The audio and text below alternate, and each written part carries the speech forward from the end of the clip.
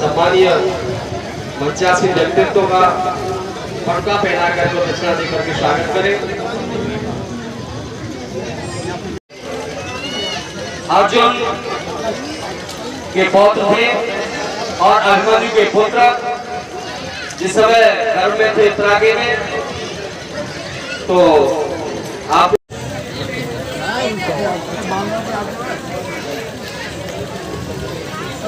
मैं सम्मानित वेद प्रकाश प्रधान जी को भी आमंत्रित करता हूँ, वो भी परिषद जी महाराज के पास आ जाए, कमेटी उनका स्वागत करेंगे। वेद प्रकाश प्रधान जी।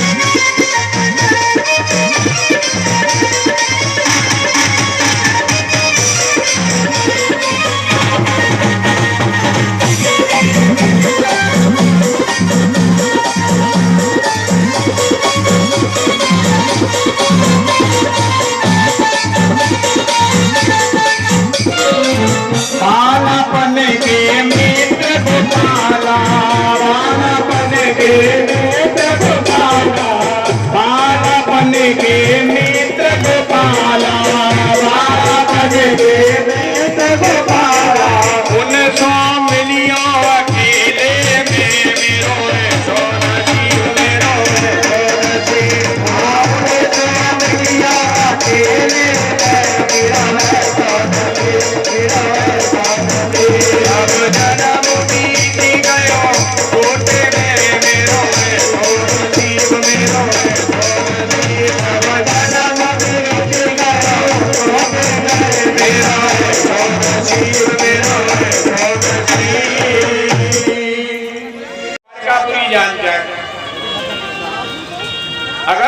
द्वारकापुरी जान जाए तो एक काम कर, चल बैठ हमारी नाव में।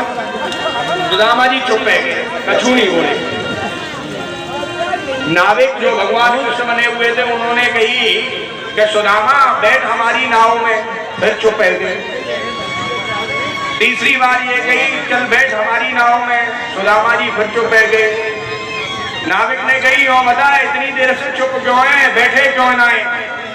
सुदामा जी बोले बैठे तो ही होना है क्योंकि तू नाव में बैठा ले वो, फिर जाएंगे हम वहां दाम मांगेंगे, और तू दाम मांगे हमारी जेब में दाम ना। फिर ये कि तू हमारा कुटाई करे हो तो भैया याद है तो बैठो ही मत, दे जा। ठीक है। भगवान कृष्ण कहने लगे चल पैसे नहीं है तो तेरे पास और भी तो कुछ होगा, और भी कुछ देने के लिए है तेरे पास। सुदामा जी बोले मेरे पास ऐसी चीज है, अरे ऐसे तू तो क्या खास भाई भी नहीं लेता, तेरी तो जल्दी क्या है, खास भैया भी नहीं लेता है, उसे भी मना कर देता है। भगवान श्री कृष्ण कहने लगे ऐसी तेरे पास क्या चीज है जिसे खास भैया भी नहीं लेता? अगर ऐसी चीज को खास भैया नहीं लेता तो उसी चीज को तो मैं लेता हूँ। क्या है तेरे पास? सुदामा जी बोले गरीबी है, ले। गरीबी है, लेगा? भगवान श्री कृष्ण बोले चला से तेरी गरीबी ली। अरे भगवान सामने आ गए तो कौन की गरीबी रही? सर्वों जीव होय कोई जमी जन्म कोटे गनासो, तब ही समाप्त कर दिए। ले ली गरीबी, बैठाला। सुदामा जी को जो है द्वारकापुरी में पहुंचाया है, और द्वारकापुरी में पहुंचा करके वहां से जो है भगवान अंतर्ध्यान हो गए। और जब अंतर्ध्यान हुए तो उसी समय जो है मनी मन सोच रही है, मनी मन सोच रहे हैं सुदामा जी महाराज वैसे एक बात तो है, द्वारकापुरी में जो है भलीमांस नहीं, बताओ उतार के चलोगे सीधो, फिर ताके बाद मालूम ना कहाँ चलोगे, पैसा मांगे। चलो कोई बात ना है, ठाकुर जी की ऐसी इच्छा। थोड़े से आगे बढ़े सुदामा जी, वो आगे बढ़ करके थोड़ी से आगे जैसे ही चले मन में विचार किया कि कहाँ है कृष्ण को मेल, कहाँ ढूंढ पावेंगे या इतनी बड़ी द्वारकापुरी में। एक छोरा बुलाया, लाला रे आइयो, आयो प्रणाम महाराज जी, सुखी रहो आनंद करो। लाला रे यो बता के वह कृष्ण को महल कौन सो है? वो हाथ जोड़ करके बोलो महाराज जी कहा प्रभु को अधूरो नाम ले रही हो? अरे उनका पूरा नाम है श्री कृष्ण,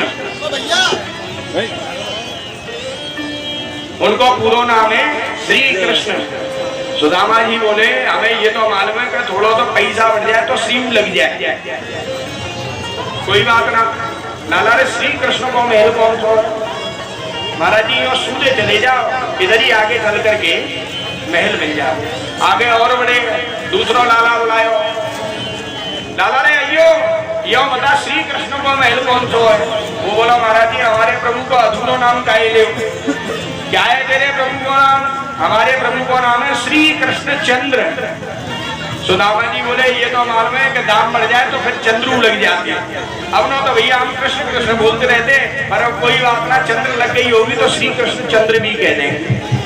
आगे पहुंचे और बड़े आगे तीसरा बुलायो छोरा, लाला रे अयो वाको श्री कृष्ण चंद्र को महल कौन सो है?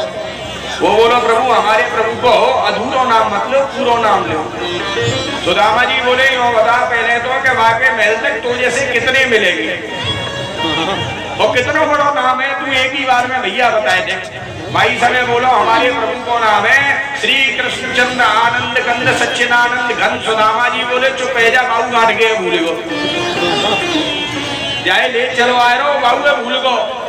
अरे भैया हम तो कृष्ण ही कृष्ण कहते रहते थे, तो भैया हम तो वहीं से पहुंच जाएंगे, और काम सब झगड़ोसो और राम को नाम झगड़ोसो सीधो लगता।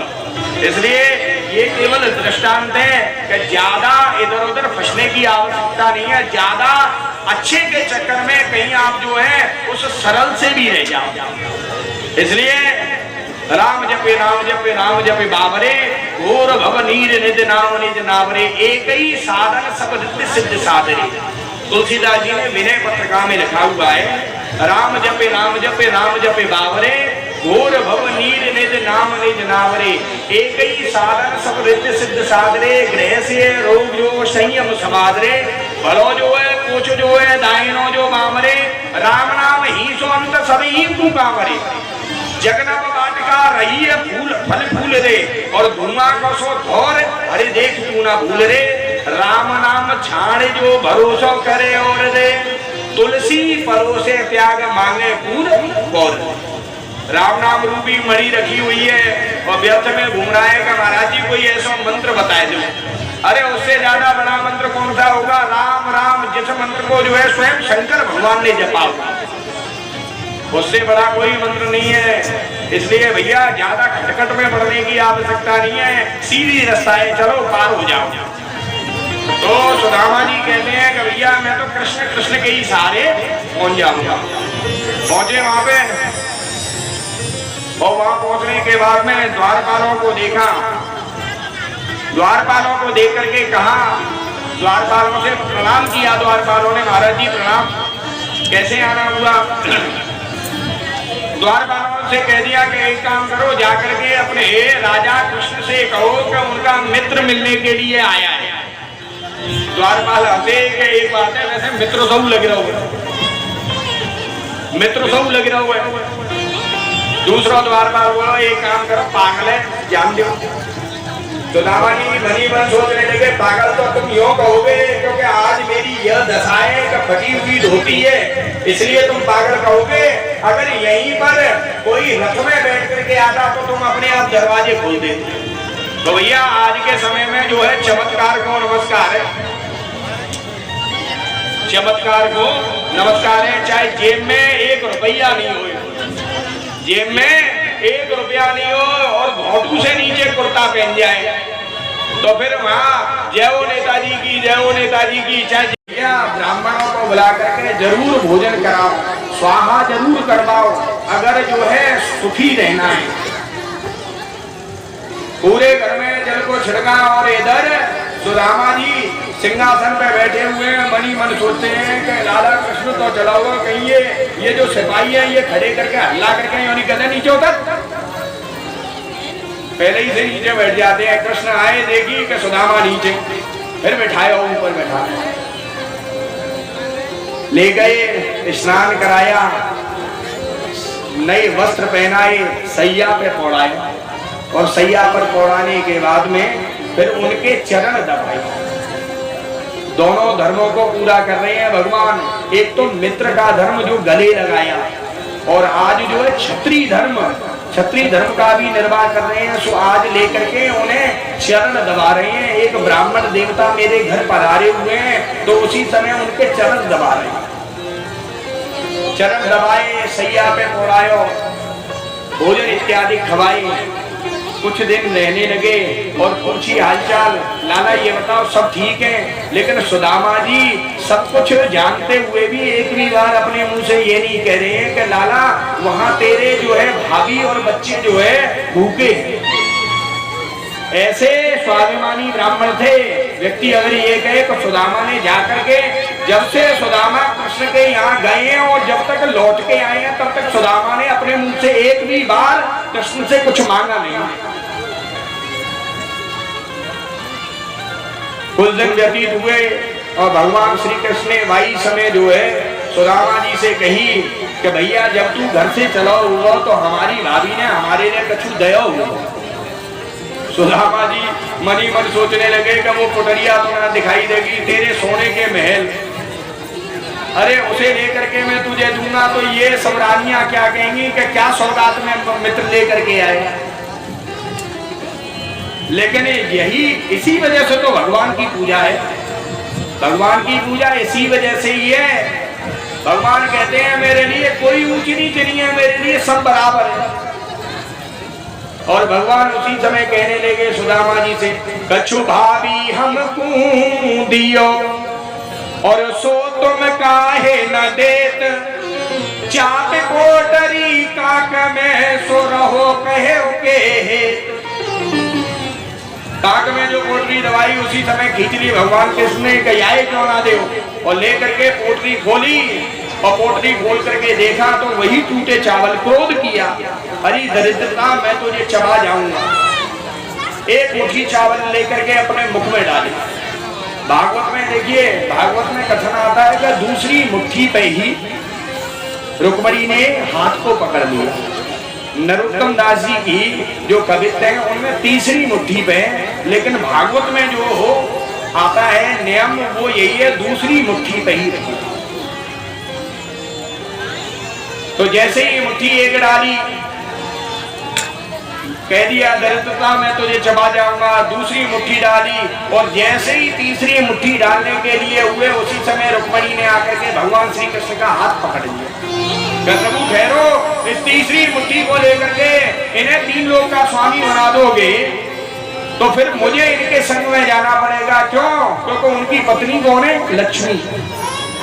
अरे लक्ष्मी जो है गरीब के पास थोड़ी रहती है। विश्वकर्मा को आज्ञा देने जाओ, जाकर के 2 लोग बना करके तैयार कर दो। और जैसे ही तीसरा हाथ पकड़ा, हाथ गयो प्रभु को कमला को, नाथ कहा तुमने चितधारी। हाथ गयो प्रभु को कमला को, नाथ कहा तुमने चितधारी। हिंदुल खाई मुट्ठी दुई दीन कियो तुमने दुई लोक बिहारी। हिंदुल खाई मुट्ठी दुई दीन कियो तुमने आय मुट्ठी तिसरी अब नाथ कहा निज बाच की आस बिसारी। और रंग कही आप समान कियो तुम, चाहते आप न हो न भिखारी। चाहते आप न हो न भिखारी, चाहते आप न हो न भिखारी। रोक दिया सुदामा जी को और फिर महलों में रहने लगे। एक दिन सुदामा जी ने मन में सोची कि हमारी तो बड़ी भारी खाते रह रही है और चकाचक उड़ रही है, और वहां जो है बेचारी जो है ब्राह्मणी जो है वो मरी जा रही होगी भूखल। एक काम करो, यहाँ से चलवे की कहो, क्योंकि अगर हम चलवे की कहेंगे तभी ये कहूँ देवो। तो भाई समय बोले नारा रे, अब तो बहुत दिन आएंगे, अब एक काम कर, अब हम चल रहे हैं। भगवान कृष्ण बोले अभी कैसे जाए वो? अरे हमारी सौरी रानी ने ये कही है कि सुदामा जी आए हैं तो उन्हें हम अपने घरे एक दिन भोजन करा रहे हैं। सुदामा जी बोले लाला रे पहले तो यो बता कि तेरे घर में कितनी रानी है? भगवान कृष्ण बोले 16,108। सुदामा जी ने सिर पकड़ लो तो फिर जाको मतलब तो ये 2-4 जन्म में होता भलू पड़ता में, एक जन्म में तो कटवे थे। यहाँ हम नौकर में लगे रहेंगे, वहाँ तो ब्राह्मणी की जय ठाकुर जी की है जाए। लाला रे एक काम कर, एक ही दिन जो है भोजन हमें कराए थे, बस यही थे संतोष है। भगवान कृष्ण बोले अगर तुम कहो तो एक ही दिन सबके यहाँ भोजन बन जाए तो? सुदामा जी ने कह दी ठीक है, ये ठीक है। मन में विचार किया भैया बड़े आदमी है, बड़े आदमी के बड़े से काम।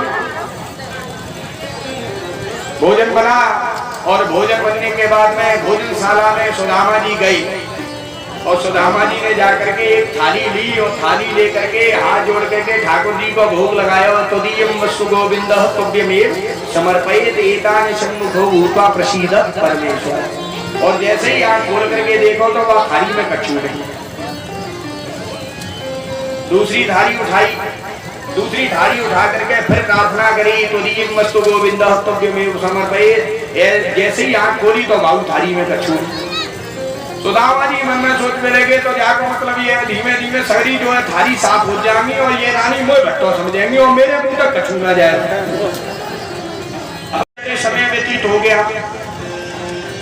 एक दिन चलने के लिए जो कही सुदामा जी ने, लाला रे अब ऐसा बहुत दिन है गए, अब हम चले। सुदामा जी से भगवान कृष्ण बोले तो जाओ। सुदामा जी बोले कि यहाँ तो सीधी कह रही है कि जाओ। अगर ये यूं कह दो कि अभी थोड़ी देर रुको, अभी हम आ रहे हैं, तो शायद कछु लेके आ दो। ये तो सीधी कह रहे हो कि जाओ, शायद ऐसा कहे भूलवश निकल गई हो, फिर दोबारा कही लाला रे अब हम जान चाहें। तो वही समय भगवान श्री कृष्ण कह दी तो ठीक है जाओ, रोके कौन है? मन में विचार करो कि सूदी सट कह दी है भैया अब तो जाना पड़ेगा। चल दिए, लाठी को लेकर के, अपनी लपटी को लेकर के चल दिए। आगे थोड़े से और पहुंचे और फिर मन में विचार किया कि शायद अब कन्हैया जो है पीछे से आवाज देगो, नटखट है ना, शायद पीछे से आवाज देगो, सू से रहो नटखट। थोड़ी दूर चले और फिर जाकर के यूं कही लाला रे यूं बताइए हमारे यहाँ के ने जो रास्ता गई है वो कहाँ है? तो वही समय भगवान कृष्ण ने कर दियो, मन में विचार कियो कि पीछे हाथ करे वो शायद ऐसे के कछु लाए हो। पूछो कि लाला रे रास्ता कौन सा सही रहेगा? भगवान कृष्ण ने दोनों हाथ खोल दिए, एक तो बता दी, एक तो ये रास्ता ठीक रहेगा, एक ये रास्ता ठीक रहेगा। दोनों हाथ खाली, मन में विचार कर रहे हैं ताकि आसती देव खाली। अब जाना पड़ेगा। थोड़े से आगे बढ़े, भैया कृष्ण कन्हैया ने आवाज दी, अरे सुदामा जी ठहरियो, पीछे लौटियो। मन में विचार करो, नटखट है, लायो जरूर होगो, लेकिन ये छड़िया बतावे वो ना। दौड़ करके गए, कहा लाला कहा बात है? कृष्ण भगवान कहने लगे कि वो सुदामा जी बात ये है कि ये जो तुम कोट जो पहन करके जा रहे हो ना, इसमें हीरे जवाहरात लगे हुए हैं, तो या तो क्या तो उतार जाओ और अपनी जो फटी कमीज जो पहन करके आए वही ये पहन करके चले जाओ। सुदामा जी बोले याते बड़ी बेइज्जती और कोई है ना। भगवान कहते हैं अरे सुदामा तेरे को जोड़ने की आवश्यकता नहीं है, जिसे चाहना थी उसे मैंने दे दिया। तू पहले ही कह चुका है, जे तप के परलोक सुधारत संपत्ति की तिनके नहीं इच्छा। जब तू पहले ही कह चुका है तो भैया अब इसमें मत पड़। मन में विचार किया सुदामा जी ने, और सुदामा जी उसकी भावनाओं को कृष्ण की समझ गए और वहां से लपटी लेकर के फिर ठाकुर जी की कृपा से समुद्र पार करके अपनी सुदामापुरी आ गया। आकर के देखा सुदामापुरी जो है बिल्कुल बदल गई। विश्वकर्मा जी की आज्ञा से आकर के वहां उन्होंने महल बना करके तैयार कर दिए। देखा तो वहां कहीं भी झोपड़ी दिखाई नहीं दे रही है, तो उसी समय अपनी झोपड़ी को ढूंढ रहे। अरे बेसोई राज समाज बनो गज बाजे घने मन संभलायो। बेसोई राज समाज बनो गज बाजे घने मन संभलायो। बेसोई राज समाज बनो गज बाजे घने मन संभलायो। हेरो परो मार्ग भूल के मेरे के अब